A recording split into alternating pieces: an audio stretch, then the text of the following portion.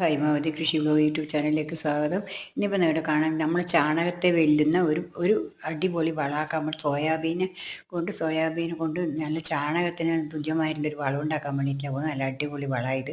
ഇതെന്ന് വെച്ചാൽ ഇതിൽ എന്തെല്ലാം വേണ്ടത് വെച്ചാൽ ഒരു സോയാബീനും പിന്നെ 100 ഒരു 2-3 പിടി ചാരം, 1 ലിറ്റർ കഞ്ഞീൻ്റെ വെള്ളം, പിന്നെ കുറച്ച് പിന്നെ ഇത് സോയാബീൻ പുതിർത്ത് അരച്ചിട്ട് എടുക്കുക. അതും എടുത്തിട്ട് ഇതിനകത്തിട്ട് കലക്കിയിട്ട് ഒഴിച്ചിട്ട് കോരി ഒഴിച്ച് കൊടുക്കുക വേണ്ടത്. ഇത് പിന്നെ കലക്കി നേർപ്പിച്ചിട്ട് കുറച്ചും കൂടി കലക്കി നേർപ്പിച്ചിട്ട് അത് ഒഴിച്ച് കൊടുത്തു കഴിഞ്ഞാൽ നല്ല ഒരു അടിപൊളി നല്ലൊരു വളമായത്.